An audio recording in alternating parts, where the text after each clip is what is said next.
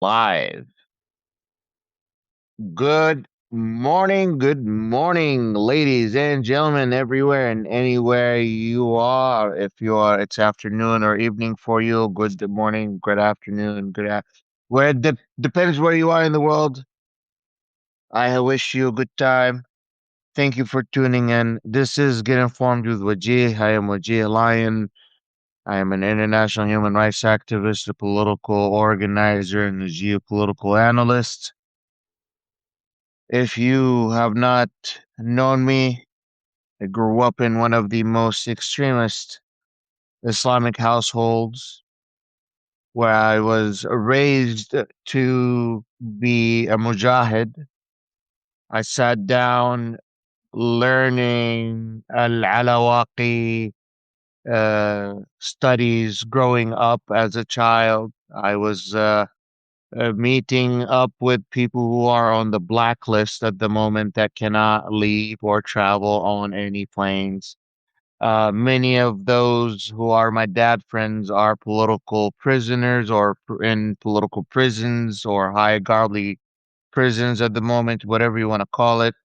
And I rubbed shoulders with some of the biggest conspiracy theorists in Islam.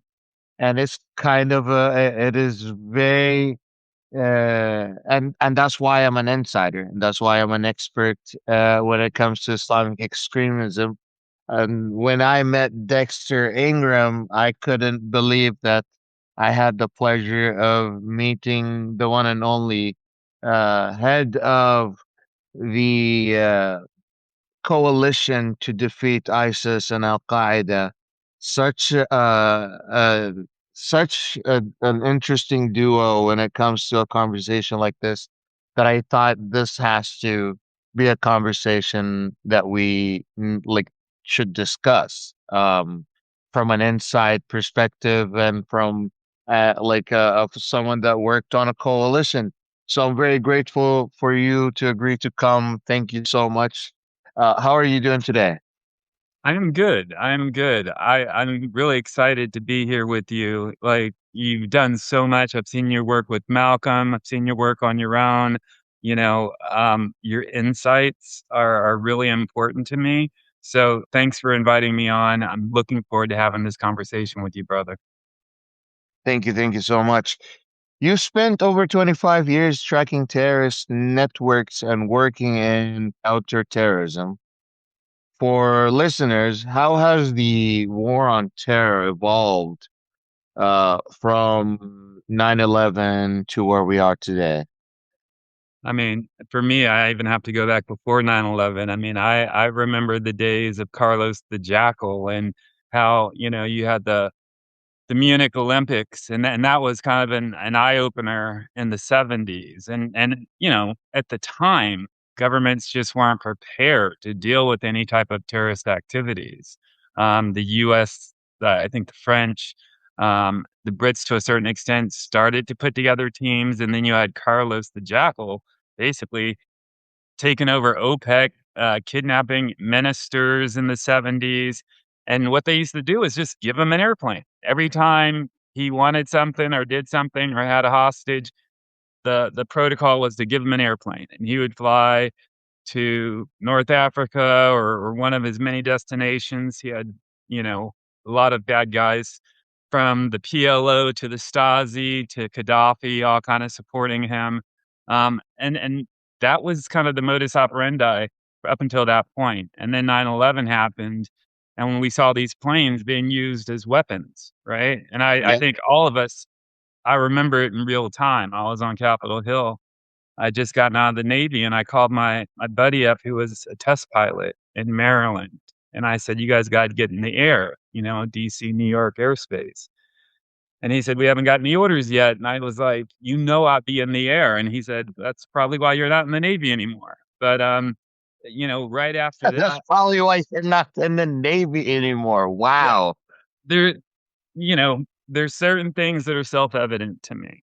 And I have that mentality of, ask for permission later. Now I had an honorable discharge. Everything was fine. But, since 9/11, we've realized that we needed to do a few things. Not only do we need to better get our ducks in a row domestically, because at the state and local level, we weren't communicating threats, we weren't sharing information. We created Department of Homeland Security. We created the Homeland Security select. Well, at the time, it was a select committee. I was the first person recruited to run terrorism policy. Excuse me, for the brand new House Select Committee on Homeland Security. And it was pretty amazing because so many private sector companies were coming to me going, you can use our resources. I remember satellite companies saying, task our satellites to go anywhere in the world that you need to, because there was this sense of unity in the US to a certain extent. It didn't matter if you were a Democrat, Republican. It wasn't like it is nowadays. It was kind of like, what can we do to protect our interests and our people? And that grew. It was some growing pains a lot of times when you have people in charge of previous institutions, they don't want to give up that power. And as we built the Department of Homeland Security, all those different individual agencies that had different oversights from Congress all had to give a little bit. And that was painful for them, but that was a job I really liked. I liked working with members of Congress, their staff, and the administration to kind of build those bridges. And when there's conflict, I would be sent into that chaos to kind of help deconflict it. So I think we got to a better place domestically, and then there was the international piece that we really had to focus on as well, making sure that we're sharing a similar threat picture and sharing information, not just with our traditional allies, the Five Eyes, which are the Brits, the Canadians, Australians, New Zealand, and the US, but with Spain and Morocco and, Italy and Jordan. So, you know, internally and external growth needed to happen.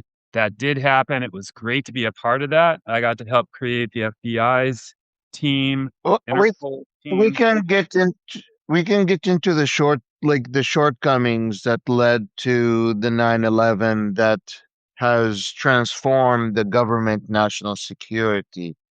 But before we get to that, we can't even talk about counterterrorism without mentioning the Cold War. Oh yeah. I don't know if that goes back to 25 years. That's probably about, no, that's more than 25 years.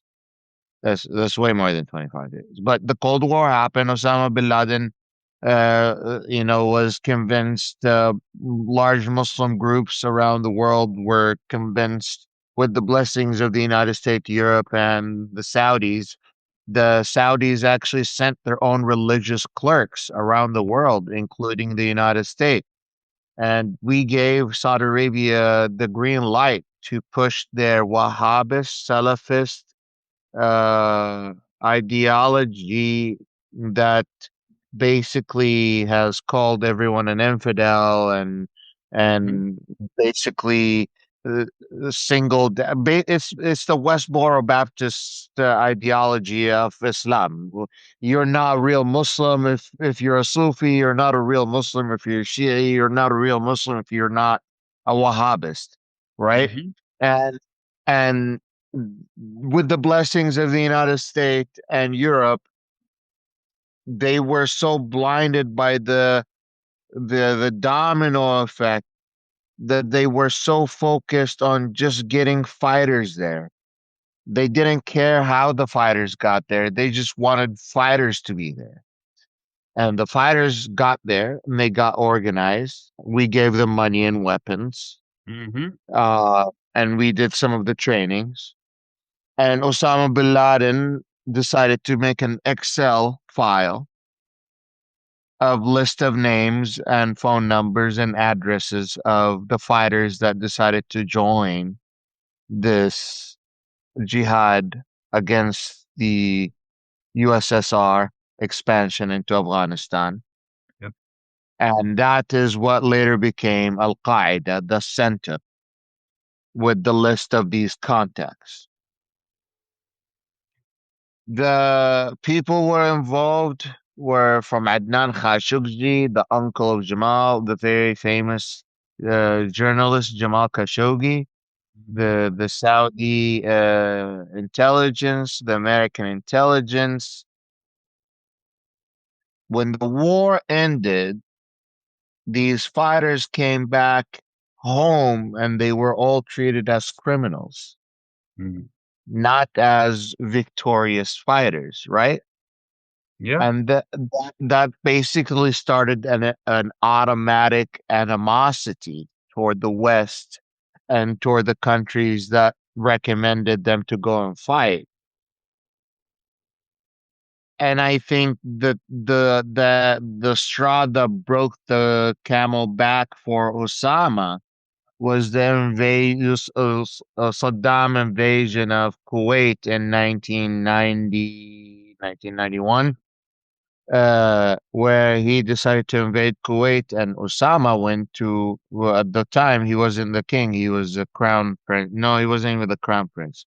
He was a prince. He went to Abdullah bin Saud, and he sat down, Osama bin Laden sat down, and you have to remember who Osama bin Laden is. Osama bin Laden is the son of the largest developer in Saudi Arabia.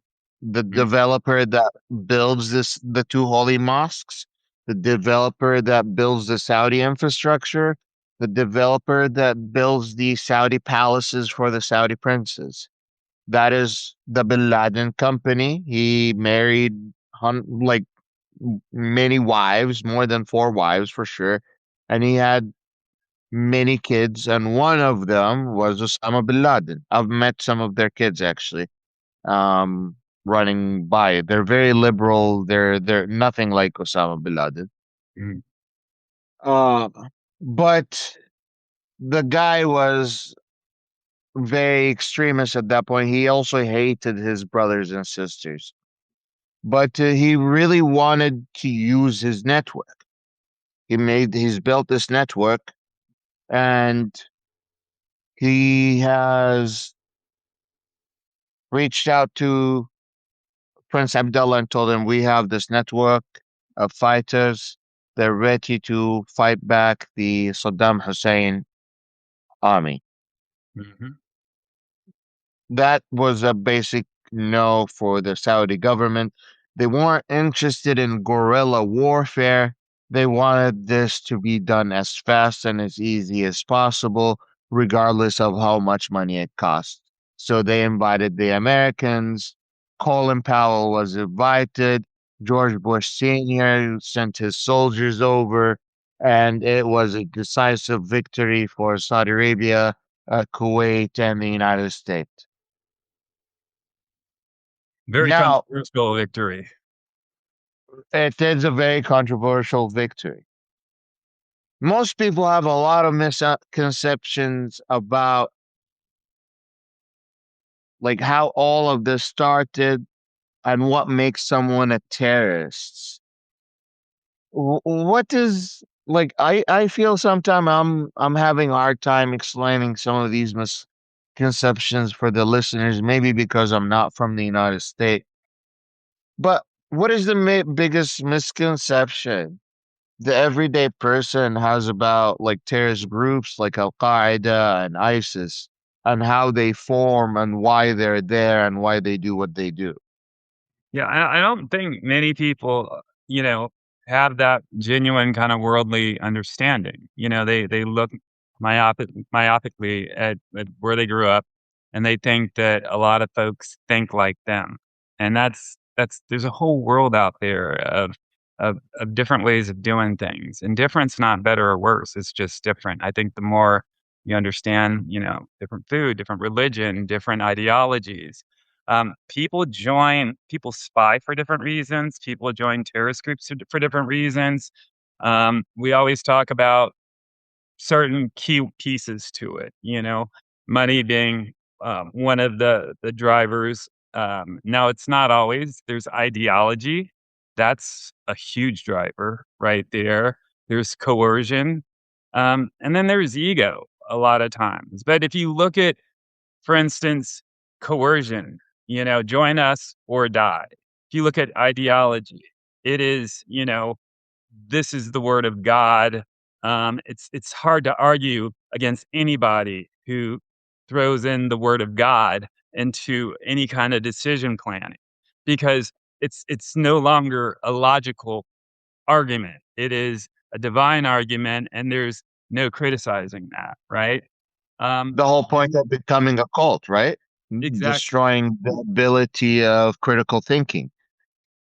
There it is. Absolutely. And that's the thing that frustrates me right now when we are in conflicts with Iran, and you have Pete Hegseth talking about holy war.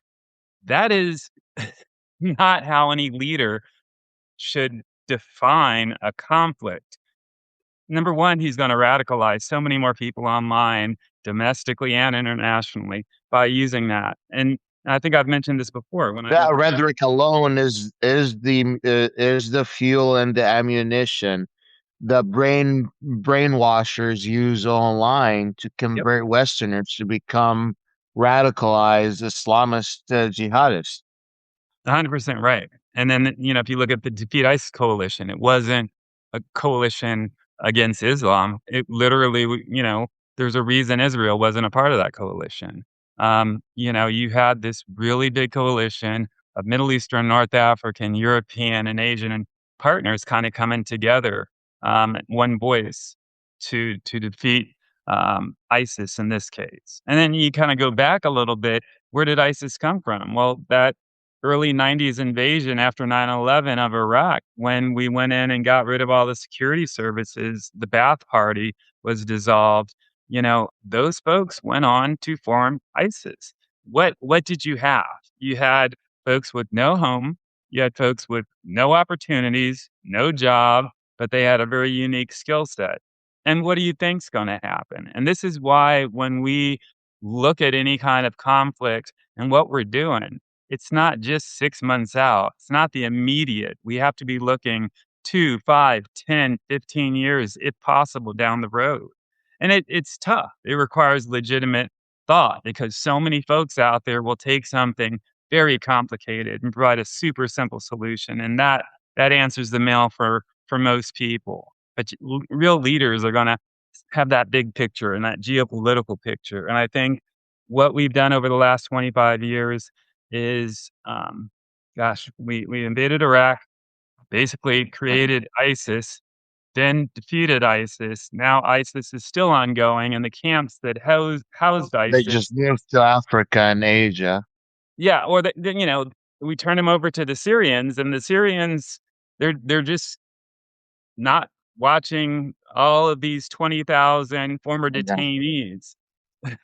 Oh, I want to talk to you about the ground camps that houses the next generation of ISIS fighters here in a second, because that is a ticking bomb that no one has been wanting to touch yet.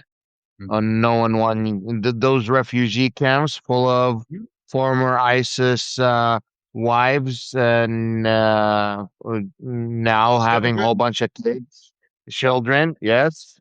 And those children are already radicalized and they are a ticking bomb ready to happen. And I don't know if you know, but tens of thousands of them has disappeared suddenly out of nowhere, and that's something I really want to touch on with you. Um, but like, how does I was gonna ask you a simple question, which is how does a person become radicalized? I mean, the reason is so simple because the answer is so complicated. But the follow-up question to that, it was declassified back in 2010 from the Pentagon that the Pentagon was creating equations for every single innocent life that we would be killing. How many terrorists are we creating? And at that time, it was the war in Afghanistan, and it was 1.5 for every innocent civilian we kill. We have. Are you familiar with that equation? Are you familiar with other equations like that? Yeah, I I'm very familiar, and I will say that it's exponential. It's there's that's old school kind of thinking. If you go to any one of our partners now, we all know we can't shoot our way out of this problem. I was in Niamey, Niger, right before the coup, and I was meeting with 30 African partners to talk about defeating ISIS in West Africa. And the Kenyans came to me and said, Dexter, we created a brand new national counterterrorism center. We understand we can't shoot our way out of this issue. You know, we have to get into the communities. We have to make sure these young people are not only employed, but they're understanding, the right version of Islam, and we need to provide opportunity. And there was this holistic kind of approach that dealt with everything from religion to law enforcement to community leaders to economic opportunity, and all of that is not a one size fits all. You can't just say, "Okay, we're gonna do this all around the world." Every community is different. So that's where we That's right. were going. We've pulled away from that completely. We've gotten the US in particular has gotten rid of the teams that would work on these issues. You know, when I was leading the countering violent extremism team, we would go into Syria and talk to young people. We had, you know, um, programming there, and we would say, "How many of you think these are children? How many of you think violence is a way to solve a problem?" And 75% would raise their hand because this is the environment that they grew up in. This is the only environment they know. And then after some really basic programming, like PBS level programming, not ex Rehabilitation. not expensive, we would go back and say, "Now, how many of you think violence is a way to solve a problem?" And that number would go from 75 down to 30%. And so Wow. it's not expensive to, really get in and do things that can change lives, that can prevent radicalization, that can show alternatives. We've just totally started pulling away from that and saying, we're not going to do it because it's hard. Think about this. A lot of folks will say, how do you s- know that something didn't happen because of the work you did? Right? But it's almost like working out. How do you know you might live longer if you're running and eating right? That's Prevention right. matters. It's not always easy to measure. You might, have a heart attack or an aneurysm at 35, or you might live to be 90. You never really know, but you do all you can to kind of prevent bad things from happening. You do it personally. We should be doing it internationally. Our partners are doing it internationally. They're just not doing it with us right now because we've kind of stopped and we've been really short-sighted, and that's done nothing to help us. I think what we're going to see 3, 4, or 5 years down the road is all the consequences of our prevention efforts actually stopping now. It's not going to be an immediate consequence necessarily. It's going to be something that builds in a few years. And this to goes to tell you that even Trump plan to decripple Iran is a horrible plan to begin with because you would be creating another vacuum of power in the Middle East. And as soon as you do that, you just create another opportunity for terrorist organizations to get created right away. This is just such a shortcoming from Mhm. planners and the administration that drives me nuts. Um, I had another question for you. Um, At the State Department, you ran the Office of Counter Violent Extremism, and you must have run through many rehabilitation programs, and you've run a different office before. You were the acting director for the Office of the Special Envoy to defeat ISIS. I don't know if I told you this, but in Saudi Arabia, before I moved to the United States, I grew up at a time where al-Qaeda was actually committing terrorist attacks inside Saudi Arabia. And I lost schoolmates due to terrorist attacks, terrorist bombing. Uh, People, we all knew someone that has lost someone and during that time. And the Saudis tried many different things. And the first thing they tried was going all arms in, right? This like guns, missiles, shooting buildings down, and it basically did not reduce anything. I don't remember it reducing anything. And then all of a sudden they did a rehab program where they said, okay, okay, okay, if you're a terrorist, you can come over. We will forgive you. We will not punish you. We will get you through our program. We will pay you. We'll help you get you married. We'll help you get you a job. We'll help you. We'll prove to you. Give us a chance to prove to you religiously that what you have been taught is incorrectly. Let's have some talks. Let's have some dialogue, and that just ended. Like all of these bombings just are no longer there. And that was with done with close relation and consultations with the United States. That wasn't done just Saudi Arabia alone. They were consulting with the Americans. Isn't that like what you guys recommend to fight to counter terrorism at the moment? Yeah, I mean, it's all local. Like when I said maybe it's funded by international organizations, but the work itself is done locally. You can't sit there and, you know, understand the intricacies of how a community interacts and how they will accept or reject somebody based on an outside perspective. So you have to get involved in that community. Doesn't matter if it's Saudi Arabia, if it's Niger, if it's Jordan, wherever it is in the world. That community, those teachers, those religious leaders, those community elders, and those families, they're the ones that know how to employ, how to de-radicalize, how to motivate, inspire, young people.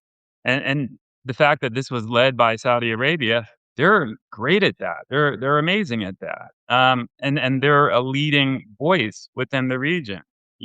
I lived when I worked at Interpol. I remember living in a certain spot in France. I was in Lyon, France, and there was an area called Guilletier. It was you had tens of thousands of North African young men unemployed, and that is a perfect place for some kind of local community level engagement. But it just wasn't happening. And I think that looking at these areas ahead of time, not only is it, you're a human rights person, not only is it better for the community and for their children, but it's also safer. Um, right now, as we look at 20,000 former detainees in Syria that could be going to Uh-huh. Europe or anywhere, we don't know if there's an ideology there still or not. Maybe they're just trying to get someplace safe and raise their kids. But if they're not integrated properly, then that's going to have a reverse effect, right? If they're trying to get into a community, they're stigmatized because their father or husband and whoever was an ISIS fighter, and there's no proper way to get them in that community. They're always going to be on the outside, and they're always going to grow up with grievances, and they're always going to want some kind of retribution. And it's not going to help the system. So these programs actually worked. Um, we're just not doing them now.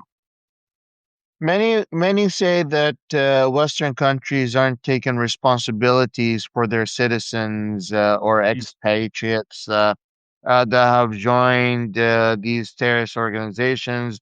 It's estimated that around 5,000 Westerners traveled to Syria.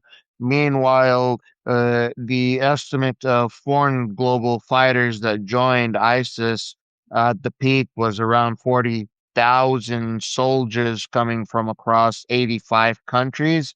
So, this radical, because it's an ideology, right? Because you have the internet, because you don't need to push your message only in one country. You can spread your message in any languages.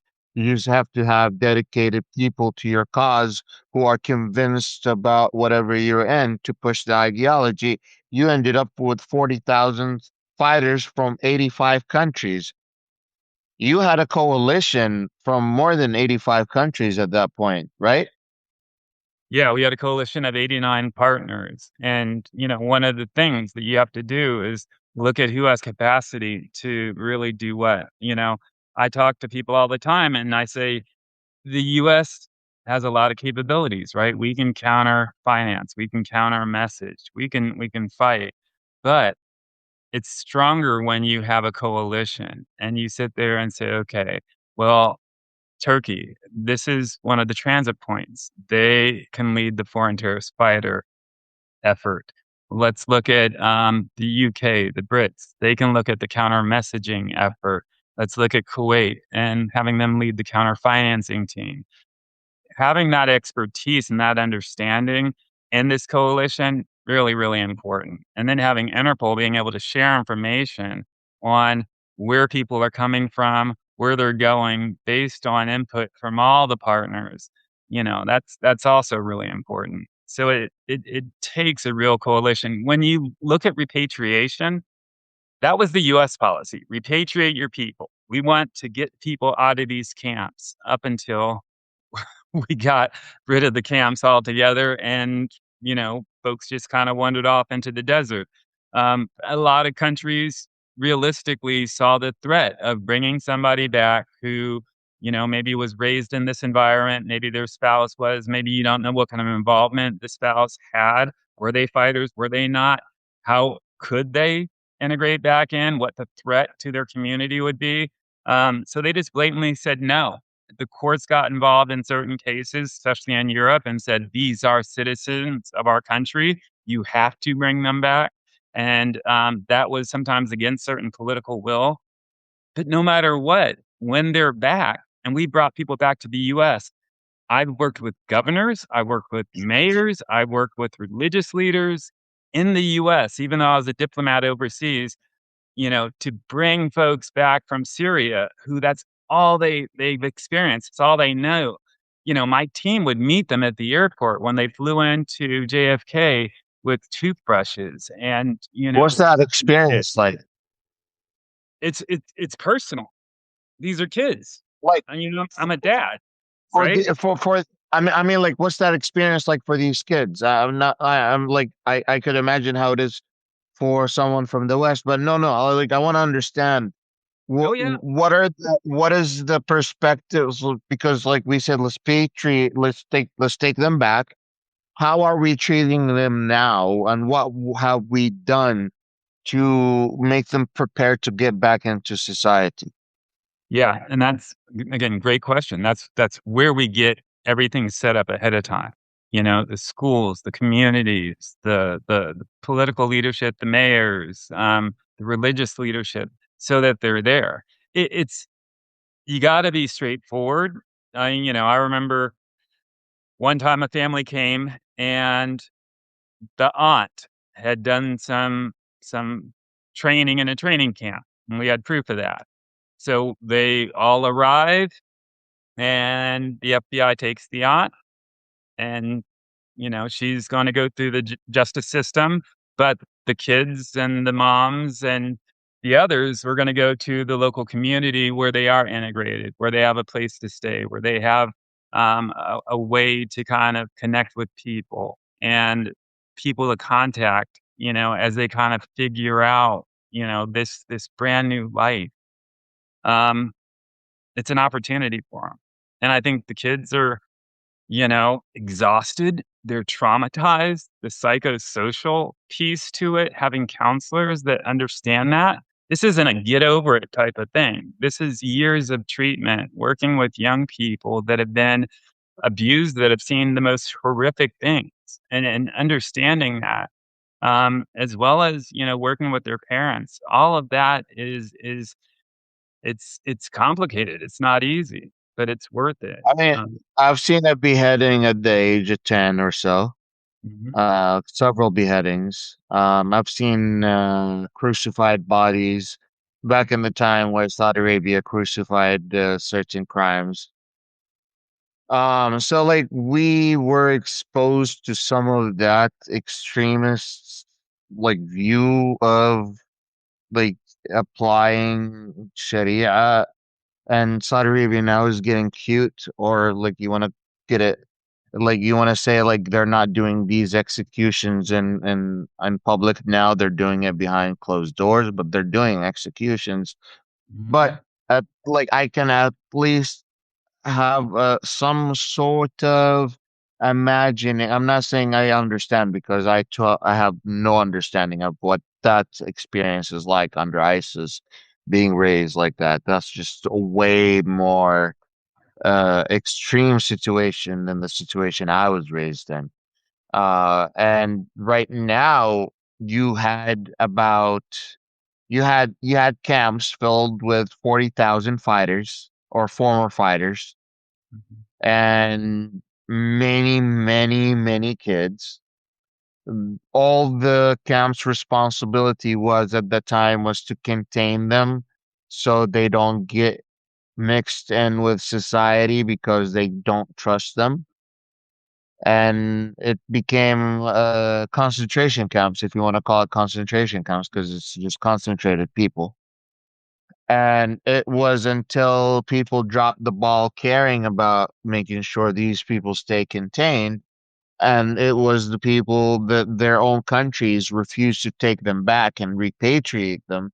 Now that we have about 20, 30,000 fighters back into not being able to be tracked into the desert, into Europe. They have the ability, and that is 20, 30,000 people that we could have had repatriated, rehabilitated, and would have been able to get them back into our society. I don't know if our listeners know, but ISIS is still around. It's Mhm. not in Syria. It's not as much in Iraq. The head of ISIS right now is from Somalia.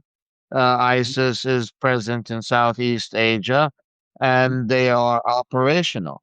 And if these organizations want to find a way to get repatriate their fighters, they have the financial resources to do so, and they have the connections to do so. It's not out of their reach to find ways to human traffic these fighters back to Africa and to Asia.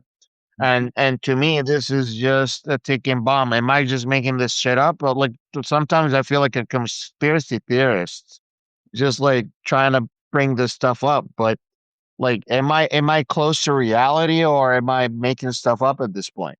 No, I think you are close to reality, and the couple pieces. I'm looking at the chats. I don't normally look at the chats, but people are talking about women and the role that women play when it comes to Yes. if you look. I just wrote a book on national security careers for young people, but one of the things I talk about is when women are involved in the peace process, peace lasts longer. Treaties last longer. When I was working with women, especially in law enforcement in West Africa during the Ebola crisis, when I was at Interpol, the strength of these women and their innovative ideas were just amazing. Some kind of thing that you're going to see, especially when it comes to online recruitment right now with these groups that do horrible things, whether it's ISIS or Al Qaeda, whether it's incels in the manosphere, whether it's neo Nazis, they all downplay the strength of women. They're all very misogynistic and, they're threatened by women. When women are involved in the peace process, especially at the community level, it lasts so much longer.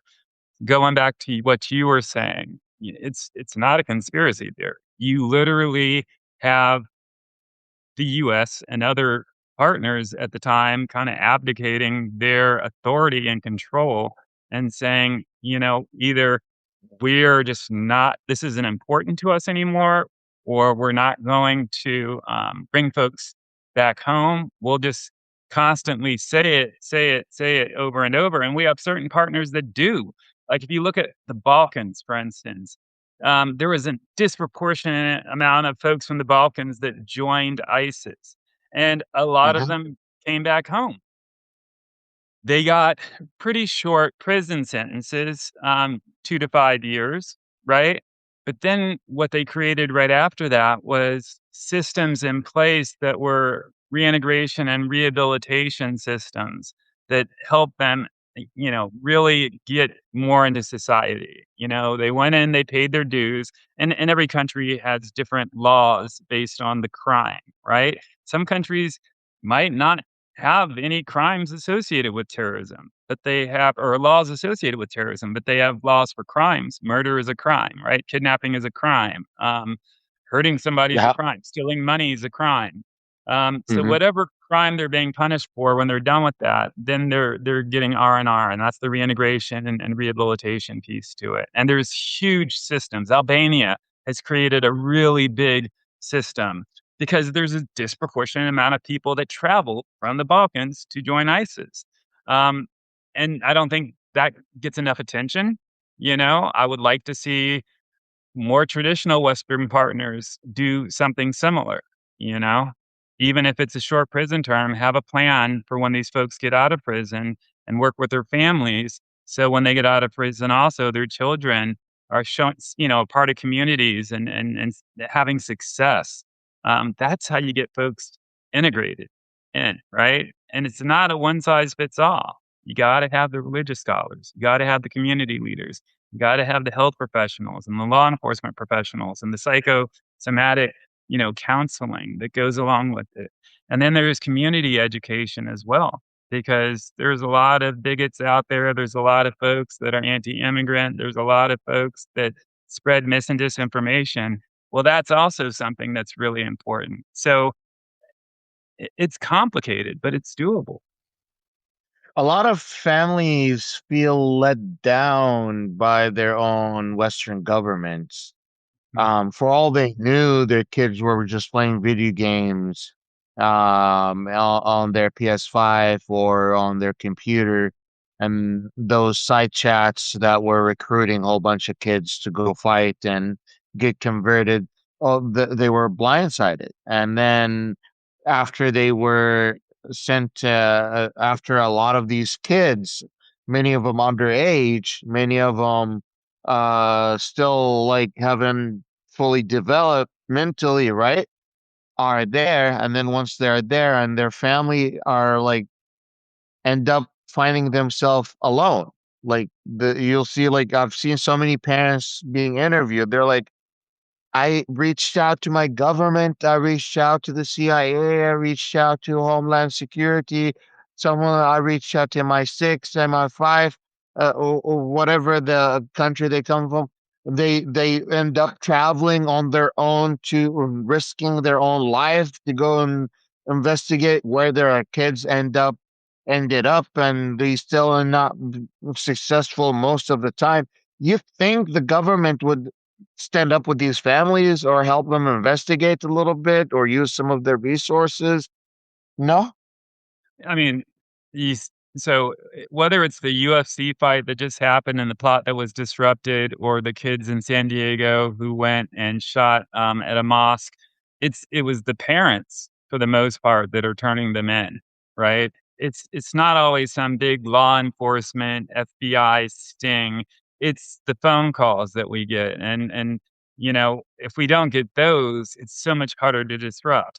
Um, I gotta be honest, it's hard to track everybody. You have so many groups out there that wanna do us harm. What we should be doing is based on threats, coming up with things like a national counterterrorism strategy. We have a national counterterrorism strategy that was released a couple months ago, and it names threats like ISIS and Al Qaeda, but those are, for the most part, overseas threats when you look at the US. There's radicalization that can happen online, domestically because of that, but that's, you know, looking at people in Syria, looking at Africa, looking at Yemen, possible attacks in Europe, those are over there for the most part in people's minds. What we didn't do was focused on a lot of the other threats that I mentioned, which are very significant. The anti-government threat, the neo-Nazi threat, the manosphere, the Mhm. incel threats. Don't talk about those at all, at all. And when you don't name a threat, how are you going to fight it? When you don't have Exactly. resources going towards it, that means no money, no priority, no people really focusing on it full time. That's a gap. So when we look at these violent extremist threats around the world, it's important that not only do we have an understanding of the threat, but we also communicate our understanding with partners. And that means Above us and below us. Below us, I mean state and local, right? Next to us, the private sector. Somebody's buying tons and tons of fertilizer, like in the Oklahoma City Yep. bombing situation. Yep. We need to know that, right? We've taught that in the Philippines too, and we've been seeing terrorist attacks in the Philippines cut down because the private sector is saying this isn't your average farmer buying this fertilizer. This is something else. But then we also have international partners that get little pieces that we can share with as well. Not everything's classified, and I think something that I used to experience was people would get a little bit of information and make it classified, and you couldn't share it with anybody else. And I was like, that You, is insane. So you, keep things you down to the touched a lowest little. common. Go ahead. Sorry, I think this is important. You touched a little bit on domestic terrorism and the new strategy for domestic terrorism. Something that confuses me, right? So I studied anti-terrorism in college. That's one of my specialties. And from my understanding, a terrorist attack is the general definition, which can be changed by depending who you ask, is the violent attack against civilians to achieve a political goal is basic scientific definition of a terrorist attack. How many manifesto attacks have I seen in the last just year or two? I can count plenty. Like a whole bunch of people are motivated politically to make terrorist attacks in the United States, and we're not counting it as terrorist attacks. If any country in the Middle East in that country, a militia was formed with a whole bunch of guns, the Saudi government, these motherfuckers terrorists. Jordania's government with these motherfuckers terrorists. Here in the United States, I'm seeing a lot of different fucking militias, and none of them terrorists. They are terrorists, but they're not being labeled as terrorists. They're extremist groups, right? And they become violent extremist groups after they commit violence. And if you look at our law enforcement, in the US, you have freedom of speech. So you can say horrible, hateful things. You can talk about women. You can talk about immigrants. You can blame anybody you want for any problem you want, and it's not illegal.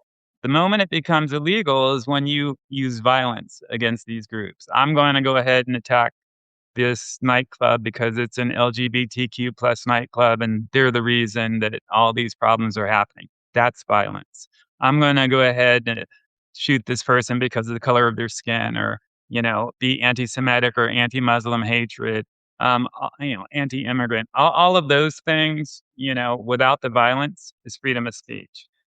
So it's interesting. And you'll have law enforcement like the FBI say, oh, we're aware of the Proud Boys. We're aware of the Oath Keepers. We're aware of Patriot Front. But what we track is the individuals because the individuals are the ones that carry out the crimes or the terrorist activities or whatever, however you want to define it. Because the broader group to survive might celebrate violence, but they don't commit violence as a group. Individuals might. And sometimes you'll even see groups fracture. You'll see groups fracture and split off based on, you know, one mostly just using words and the other wanting to really get into the nitty gritty of it. And that fracture could be somebody being kicked out of the group, or it could be somebody just leaving on their own. We're seeing a lot of manifestos all around the world citing groups that started here in the United States because you have these groups out there that are given really simple solutions to very complicated problems. You have so many young men across the board that are looking for something. And I'm talking neo Nazis, I'm talking ISIS, I'm talking Manosphere and incels. They're all looking for something. And these folks, whether it's a online chat, whether it's a video game, they're providing them community. They're providing them a sense of belonging, and they're also kind of slowly radicalizing them first through humor. Oh, it's this group, ha ha ha, to eventual calls to violence. And I think most people don't actually commit violence, but eventually people do. Some people do. For incels, for instance, you might have a guy who has some dating problems, and his Yeah. normal friends would say, "She's just not that into you, man," and that's you get over it. Well, when you lose your friends or isolate yourself, this group is saying women are the problem. Women are the issue. And they start blaming women. And then you feel like this victim and then you lash out. That's the incel community. And we're saying the same thing when it comes to ISIS and Al Qaeda in the West. We're saying the same thing when it comes to neo Nazis and immigrants. So it really it's something we got to be aware of. You can't just have your kids online playing games. You got to know who they're talking to, the language they're using. I spoke at my kid's school the other day and I learned new words. When I was done speaking, my kids' friends came up and they were like, "You were mogging." And I was like, what does mogging mean?" And that is a short acronym for alpha male of the group. And that's basically manosphere terminology saying that you looked better than everybody else. And it's part of this language that really denigrates women. My kids and their friends were saying it because it's part of common, just, everyday speak now in their world. But that's scary. It Yeah. shows how it's Uh, infiltrated. and I think that's like one of the biggest misunderstandings that people do not get about counterterrorism, that it is way closer to home that you'd like to think. It is not necessarily someone with a turban hat that is converted with or a red beard or someone with something like this, right? It doesn't have to be an Afghani guy or someone from an Arabic or Middle Eastern country to be uh, uh, uh, convinced into some supremacy, whether Islamic supremacy, Christian supremacy, white supremacy. It's all different types of supremacy. We're the only ones that deserve to be here, and everyone else doesn't. That is supremacy.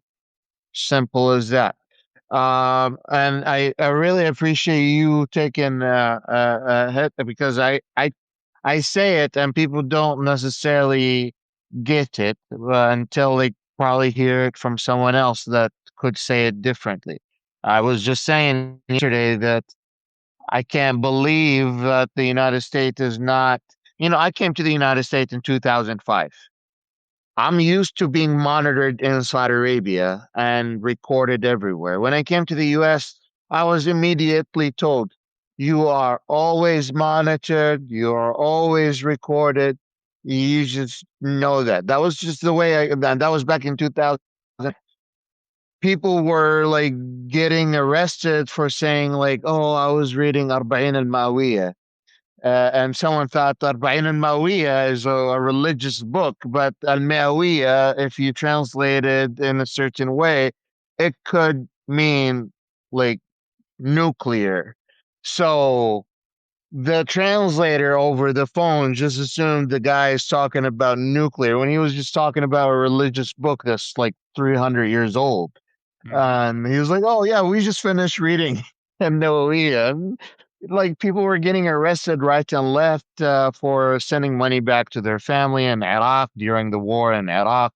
I personally know people that have been arrested. So I've seen the U.S. work especially hard after 9/11, but I feel like it was all politically motivated and nothing was necessarily focused on the rest of like it wasn't a holistic vision. I don't feel like it was a holistic I still don't think it's a holistic vision of counterterrorism that the United States has. I felt like, you know, we were working our asses off to get there. I think that we made a lot of great progress domestically, locally, private sector, internationally, and we stopped it.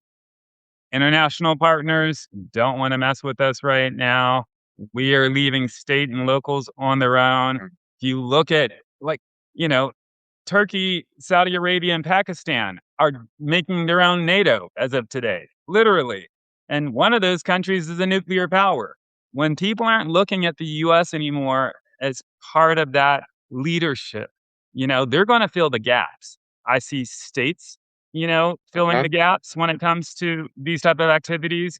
Private sector, they still kind of waffling a little bit. They don't know exactly what they're doing.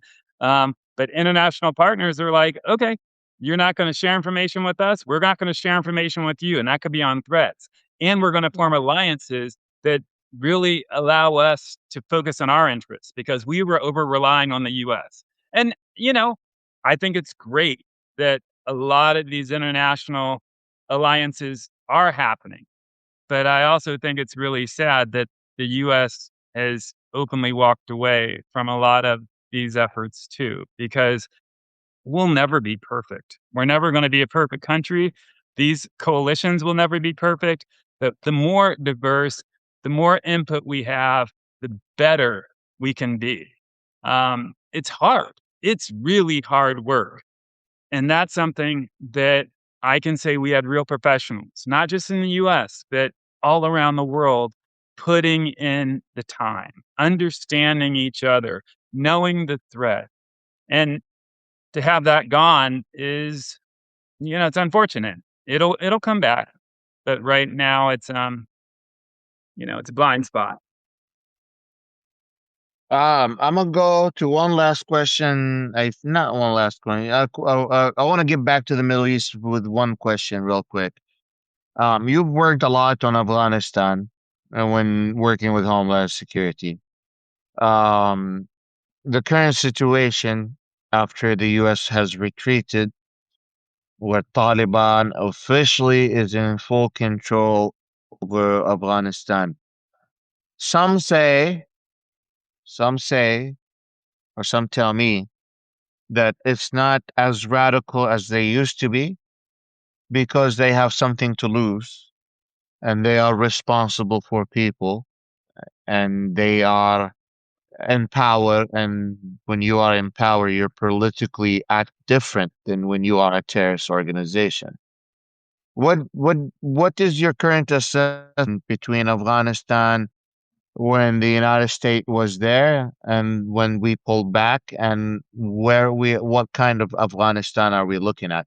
Because certainly the people who are running it are very extremist Muslims. They're very far right. There's supremacists, but they're also dependent on foreign tourists to come and spend some of the money over. They want to sell some of their rugs and carpets abroad. They still want that trade to happen, so they're forced to become a little cuter.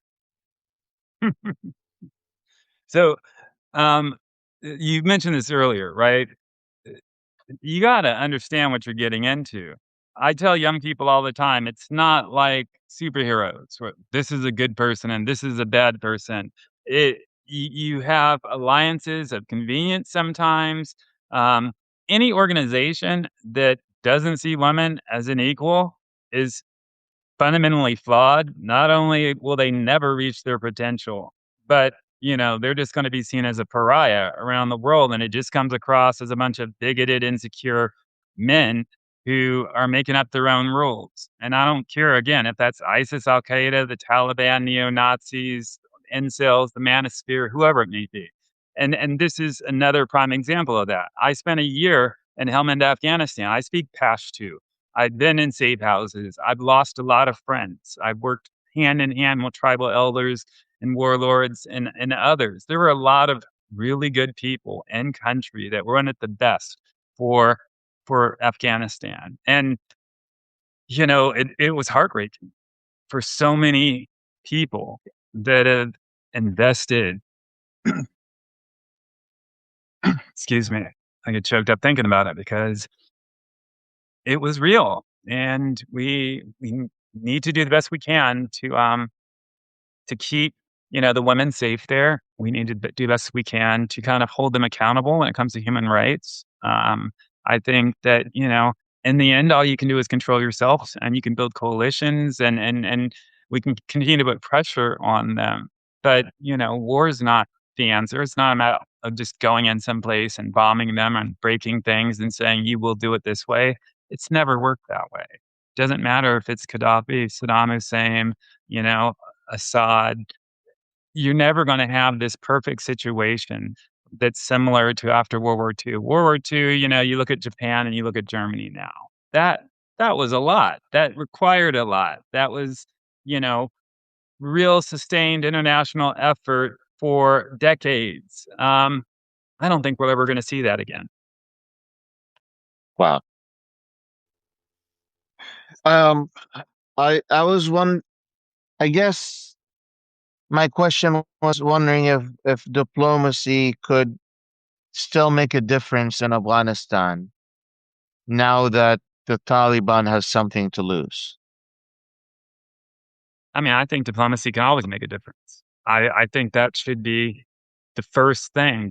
Diplomacy and development are tools that we need to utilize more. We've gotten rid of USAID. We've gotten rid of the U.S. Institute for Peace. Other countries have those type of levers. I think those levers are really, China, really important. Yeah, China, oh yeah, China definitely. If you look at the Caribbean, you'll see China. Look at Africa, you'll see China. They're stepping in. And Afghanistan, China, India, Pakistan, everything China at the moment. absolutely. So yeah, I think It's diplomacy and crazy because we used to look for the United States for hope. Now these countries are like, you know what? Any relationship with America comes with a lot of promises, a lot of red tapes, a lot of this and that, and maybe they do not fulfill the promise. China is just gonna build us the money or lend us and to help us even build it. And they'll bring us the engineers, they'll bring the workers, and they'll bring like the tools, and they'll just do it themselves for us. Why not? Why not? I mean, especially when you have nothing, um, being strategic about, what partner is going to do what, where, and how, and what needs to happen. Those are things that, are really important. And U.S. leadership really mattered there. So I saw somebody in the chat, and I said, we'll get back there. It'll never be where it was, but we're going to see things change, and politics is our politics. You know, again, we can sit there and just say this isn't fair, or we can say, okay, let's pay attention and see what we can do. What can control? Griping about things, um, you know, maybe feels good for a little bit, but people from my team, I have one of my colleagues running for political office. I'm constantly writing and speaking about these things, not on the politics front, but on the security front. And to be honest, if I call out Pete Hegseth for not understanding that when he talks about holy wars, he is showing how unqualified he is. That's not politics. That's security. When you get rid of the teams that prevent any type of violent extremism, and when you sit there and get rid of teams that call out misinformation and disinformation, you're not doing yourselves any justice. Um, so we're going to keep If you talking would like you and I are. If you were to change something about the current U.S. intelligence system to better fight counterterrorism domestically and abroad, what would it be? Just out of curiosity. Um, That's not even a question I've written. Genuinely, like after hearing everything you have said, you've had some good criticism. I would like to know what you think we should improve on. I I personally think that we have to work on better civic engagement. And this is not exactly what you want to hear, but like when it comes to understanding what patriotism actually is, people think patriotism is just saluting, standing up for the Pledge of Allegiance, or listening to the president. Being a patriot is taking a knee. Being a patriot, excuse me, being a patriot, I served in the Navy so that people can protest. We were founded on protest.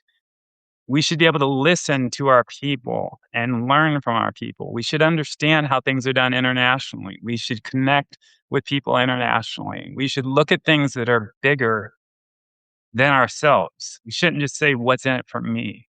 Service should be something that is taught, um, not just with an ideological angle, but with a real what's best for the people angle. There's so many things. I do believe Yeah. we are a great country. I know we'll never be perfect, but I also know that we got to look at the complex answers, not just the simple ones. I have more basic questions. I don't want to. I want to respect your time. I don't know how much time you have left. But I'm gonna simplify some of my more complicated questions.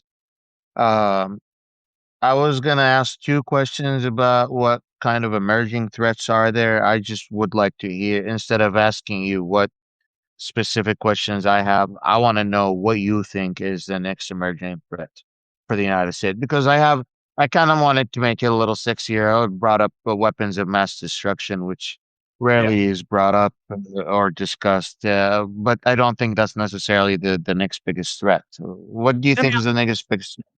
I think that you always got to keep your eye on the prize. The reason I got into weapons of mass destruction was because the consequences were so devastating after the fact, right? You know, you have a nuclear bomb go off, you have a biological weapon or a chemical agent, you know, that could kill tens of thousands of people. And so, you know, that was always one of my top priorities after 9/11, and I did that at the FBI, I did that at Interpol, but I also looked at the counterterrorism angle and the terrorism angle as well.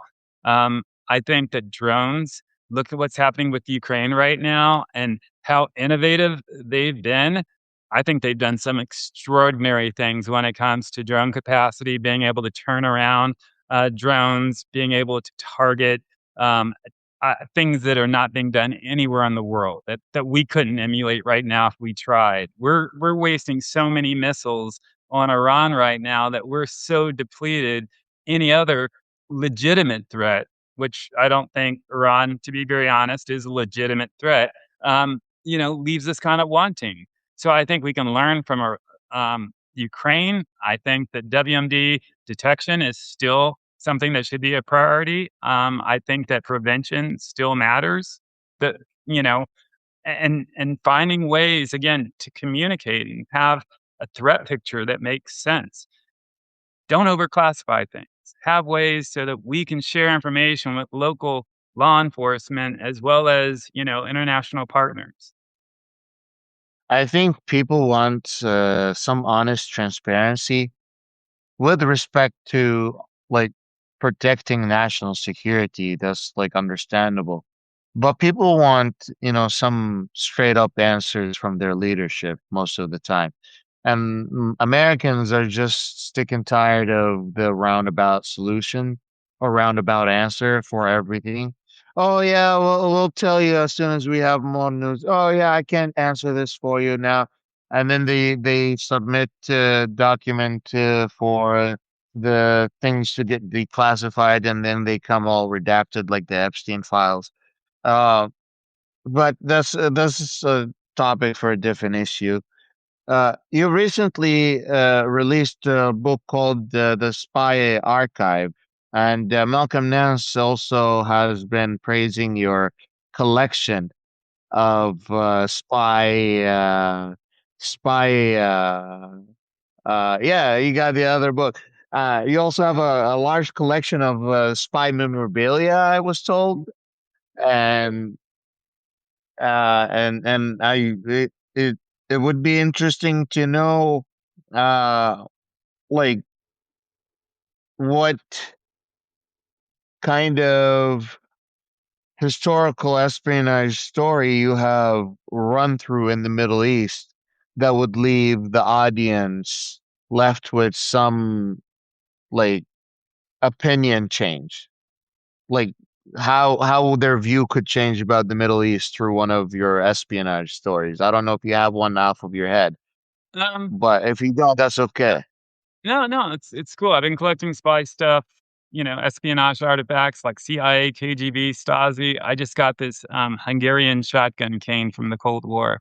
I'm super excited about that. But in the book, The Spy Archive, I talk about a lot of people that have done amazing things, even when their countries didn't always treat them right. And one of those folks who made a difference that allowed us to be where we are right now as a country is Noor Khan. She was a woman of Pakistani descent who was a French and British citizen, and when they asked for women to go and serve on the front lines in France and German occupied France, where the life expectancy was 6 weeks, she was the first woman to raise her hand.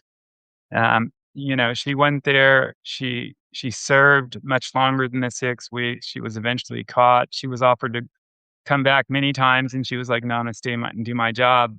And she was eventually killed. But there are dozens and hundreds of people like that. Native American code talkers. These are Native Americans who grew up speaking Cherokee or Navajo or Choctaw, their native language, right? Way before the British or anybody else came to the US. They were here and they were punished their whole lives for speaking these languages. But in World War II, we needed a code. We needed people on the front lines Uh, to talk. And so these Native Americans volunteered as Marines on the front line, and they would use words like hummingbird instead of fighter plane or potato instead of bomb. But we wouldn't have won the Battle of Iwo Jima without them, period. And people forget that. You have Alan Turing, who was a gay man during World War II, who helped in the war on the Western Front years early by solving the Enigma machine, code that the Germans had. And because he was a gay man, he was chemically castrated and died by suicide, cyanide poisoning after the war. Things nobody knows. But these all these folks could have been like, my country doesn't see me. I'm going to take my toys and go home. But they all paid the ultimate price, and they all made a difference. And none of them were me, I, selfish people. That's when I talk about yeah. sense of service, that is something I believe in. And I created a nonprofit called In Network, in-network.org, to get more young people into that aspect of service, whether it's diplomacy, development, intelligence, law enforcement, from all backgrounds. Doesn't matter who you are. I get to work with them and so many of my colleagues to help open these doors and expose them to these opportunities, not just domestically, but internationally. So it's a calling. Uh, um, what's the name of that organization again? It's in network. So that's in-network.org.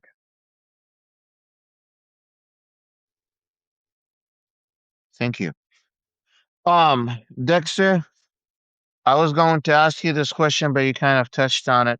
After spending 3 decades looking at some of the darkest threats in the world and some of the darkest spots in humanity, what brings you hope from day to Young day? people. Young people. Yeah. I think they're teachable in the way they hear so much online. And when we work with them in network, one of the things, not only do we talk about different careers, but I always say, be a good human, be focused on the mission. Don't make it about yourself. They don't hear that enough. And when they hear that, they get excited. I was surprised. It was like moth to a flame because so many organizations out there teach them it's you against the world. And we're basically saying we can do this together and we need more good humans out there. And and that speaks to them. Wow, that is very powerful, actually. Um, thank you so much for coming, ladies and gentlemen, and all between the binary. If you have a second, please click on my name up there. You'll have a list that will drop. Dexter Ingram is going to be there. Subscribe to him. Do not unsubscribe. Subscribe to him. And then after we're done, please consider becoming a paid subscriber to support his content. Substack algorithm works for you once you have more paid subscribers. We are trying to get Dexter registered as one of the best sellers on Substack, and I believe he has a message. I believe he has a story. I believe he has things to learn from, and he deserves your time and money. And he was gracious enough to give us about an hour and 15 minutes of his time today. I'll be sure to invite him over again. But as always, remember, you may not fuck with politics, but politics will always fuck with you. Dexter, what is your last message for the audience? Thank you for having me. I'm looking forward to coming back. This was more fun and more informative than I could have imagined. So anytime you need me, I'm here. Awesome. Thank you so much. Like, subscribe, and share. If you're watching this on YouTube, you're definitely watching a recording. Join us. Do you have a YouTube channel, Dexter? I do, and I don't know it by heart right now, so I apologize. But Dexter That's Ingram okay. Declassified. I have a podcast, Dexter Ingram Declassified. Well, I will tell you later, but there's a way you can link your Substack directly to your YouTube. So all of your live recording goes directly to and gets published on your YouTube, and you can start generating revenue on YouTube. I'll talk to you about it later. Thank you. All right. Let's talk. Yeah, let's do it. Let's do it. I'll see you guys later. Ma salama. Bye bye. Bil Goodbye. I'll see you tomorrow. Bye bye. Bye bye.